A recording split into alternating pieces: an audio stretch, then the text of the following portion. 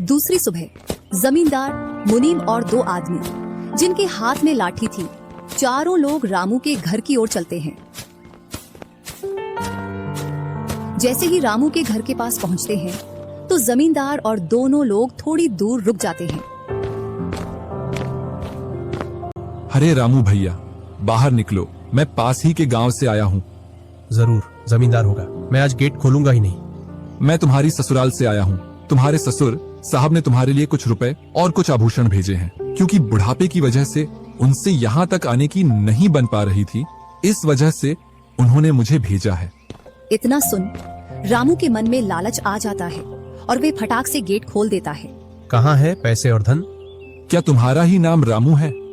हाँ, मेरा ही नाम रामू है। कहाँ है धन?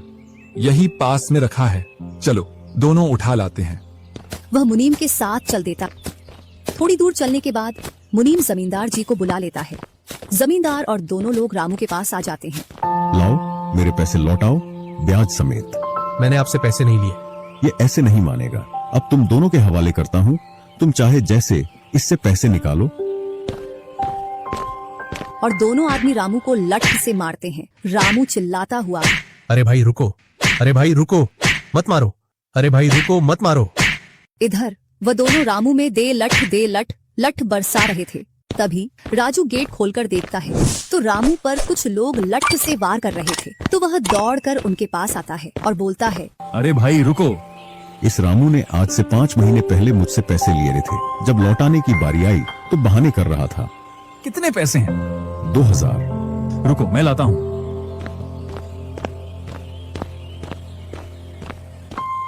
राजू रुपए लाकर जमींदार को देता है और जमींदार और उसके साथी वहां से चले जाते हैं। इधर रामू भी अपने घर में चला जाता है और राजू भी। कुछ दिनों बाद दोनों भाई अपना अपना खेत खोदने के लिए खेतों पर पहुंच जाते हैं। इधर खेत खोदते खोदते राजू दौड़ते हुए रामू के पास आता है और बोलता है, देखो मुझे खेत में क्या मिला है। राजू के हाथ में हीरा देखकर रामू के मन में लालच आ जाता है और वह मन ही मन सोचता है, इसके खेत में तो और भी हीरा हो सकते हैं। क्यों ना मैं इसको मेरा वाला खेत दे दूं और इसका खेत में रख लूं, जिससे मेरे पास भी बहुत सारे हीरे हो जाएंगे। मैं क्या बोल रहा था, क्यों ना तू मेरे वाले खेत पर फसल कर ले और मैं तेरे वाले पर। इतने दिनों से तू कम जगह पर कर रहा था। और रामू राजू वाले हिस्से को खोदने लग जाता है।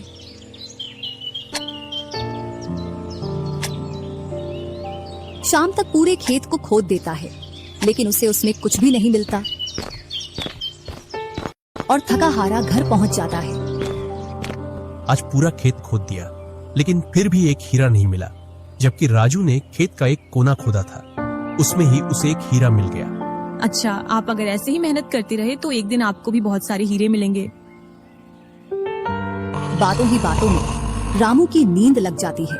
तब वह बोलता है, आज जैसी नींद मुझे कभी नहीं आई। हाँ, अगर तुम ऐसे ही मेहनत करते रहे तो आपको रोज ऐसी नींद आएगी।